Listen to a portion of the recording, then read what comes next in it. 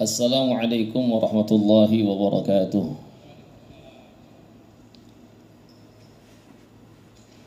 Bismillahirrahmanirrahim. Alhamdulillahi rabbil alamin. Alhamdulillahilladzi ja'ala ramadhana syahra siyam wa syara'a lana lailatahul qiyam. Wassalatu wassalamu ala sayyidina Muhammadin asyrafil anam وعلى آله وأصحابه البررة الكرام. أما بعد،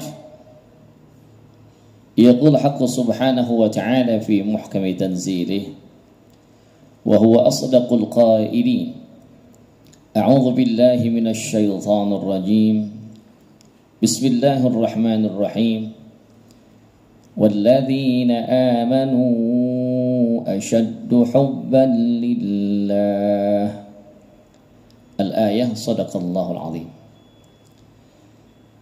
Ma'asyiral hadirin, para shaimin, shaimat, mu'takifin, mu'takifat yang dirahmati Allah Subhanahu wa taala. Alhamdulillah wa syukurillah, kesempatan zuhur kali ini pada Ramadan di hari yang ke-7. Alhamdulillah wa syukurillah, Allah masih melimpahkan kita nikmat sehat wa'afiyah, nikmat panjang umur dalam taat, taufik serta hidayah. Kita berharap mudah-mudahan seluruh anugerah Allah kepada kita dapat kita maksimalkan untuk terus menjadi hamba-hambanya yang lebih bertakwa kepada Allah, yang lebih mensyukuri segala anugerahnya, menjadi hamba-hamba yang lebih ikhlas dalam menjalankan ibadah. Amin ya Allah ya Rabbal Alamin. Jamaah sekalian rahimakumullah, apa ucapan terakhir yang diucapkan oleh Fir'aun sebelum tenggelam di Laut Merah?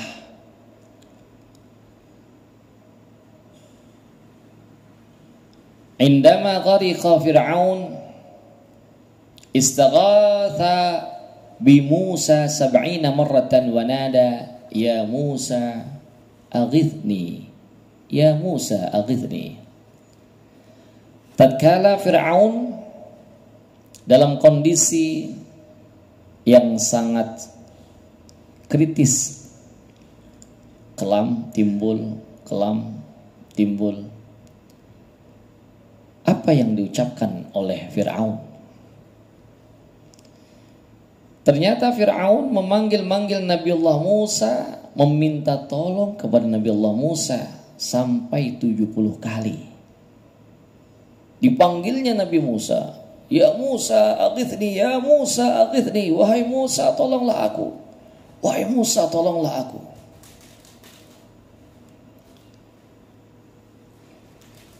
Nabi Musa dengan umat beliau yang setia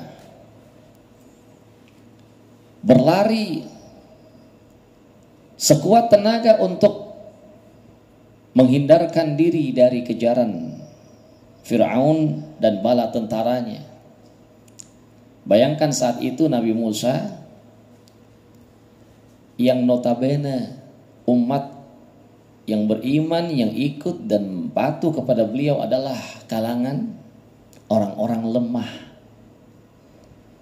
Untuk itu Nabi Musa berlari menghindari diri dari Fir'aun dan bala tentaranya yang menggunakan kuda dengan senjata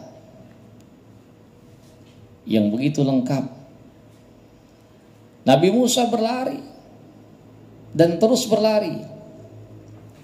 Harapannya adalah sejauh-jauhnya menghindarkan diri dari Fir'aun. Tetapi apa mau dikata, ternyata beliau harus berhadapan dengan lautan. Maka disitulah keyakinan seorang Nabiullah Musa betul-betul diuji. Nabi Musa meminta petunjuk kepada Allah Subhanahu wa taala. Allah pun memberikan petunjuknya dengan perintah idrib bi'asakal bahr fanfalaqa fakana kullu firqin kattawdil azim. Pukullah dengan tongkatmu laut itu, maka terbelahlah lautan menjadi seperti dua gunung yang begitu tinggi. Berlarilah Nabiullah Musa dengan umat yang setia di antara dua gunung yang tinggi, yang tidak lain adalah air yang terbelah. Subhanallah. Ini suatu keyakinan yang harus mantap dalam diri kita, bahwa pertolongan Allah saatnya akan datang. Fir'aun yang mengejar dengan pasukan kudanya, subhanallah. Memang kalau secara logika, kuda mengejar, kita berlari dengan pasukan orang-orang lemah, dengan rombongan orang-orang yang lemah, yang pastinya sangat lamban. Dengan begitu cepat kuda akan bisa menggapai rombongan Nabiullah Musa. Tetapi Masya Allah, Nabi Musa bisa melintas di antara air yang terbelah di lautan. Begitu tingginya air, laksana dua kattawdil azim, dua gunung yang tinggi, yang besar. Sampailah Fir'aun dan bala tentaranya di tepi Laut Merah. Lihat, dikisahkan dalam sejarah, Fir'aun telah memberhentikan pasukan untuk tidak mengejar Nabiullah Musa. Fir'aun telah memberikan isyarat, kita berhenti semua. Semua pasukan kita berhenti di sini. Tidak ada yang boleh melintas. Ini kalau kita lewat, habis, kita bakal tenggelam semua. Lihat, Musa dan umatnya diselamatkan oleh Tuhannya, kita pasti akan tenggelam. Dalam ketidakpercayaannya, dalam keangkuhan dan kesombongannya, sebetulnya Fir'aun mengakui adanya kekuatan sang pemilik dari manusia seutuhnya, Tuhannya Nabiullah Musa dan Harun. Tetapi na'udzubillah, hidayah tidak sampai kepada Fir'aun dan orang-orang yang ada di balik Fir'aun. Qadarullah, Fir'aun yang telah berhenti di tepi Laut Merah, tiba-tiba ada seekor kuda yang Allah takdirkan, tiba-tiba dia bergerak, berlari begitu kencang dari belakang menelusuri pasukan. Karena ada seekor kuda yang begitu cepat berlari, yang lain akhirnya ikut. Masuklah pasukan tersebut di antara laut yang sedang terbelah. Nabi Musa dan umat yang setia sudah sampai di pantai, selamat. Tinggal Fir'aun dan bala tentaranya yang masih berada di tengah Laut Merah. Kembalilah air seperti sedia kala. Tenggelamlah Fir'aun dan semua orang yang ikut dengannya. Fir'aun yang tadinya mengejar Nabiullah Musa, yang ingin membunuh Nabiullah Musa, dalam kondisi kepepet, diminta tolong, yang dimintai tolong, yang dipanggil adalah Nabi Musa. Ya Musa aghithni, ya Musa aghithni, wahai Musa tolonglah aku, wahai Musa tolonglah aku. Apakah Nabi Musa menolong Fir'aun? Nabi Musa tidak menolong Fir'aun. Mungkin bahasanya yang lebih tepat, Nabi Musa tidak kuasa untuk menolong Fir'aun. Nabi Musa nggak mampu menolong Fir'aun. Bagaimana menolong? dalam kondisi Fir'aun tenggelam di tengah lautan tanpa peralatan apapun. Fa'auhallahu ila Musa, maka Allah Subhanahu wa taala berfirman kepada Nabi Allah Musa, "Ya Musa, qad istaghatha Fir'aun bik 70 marratan falam taghidhu." Wahai Musa, Fir'aun telah memanggil-manggilmu dan meminta tolong kepadamu 70 kali, tetapi kau tidak menolongnya. Fa izzati wa jalali law istaghatha bi marratan wahidatan lastaghath la aghithu.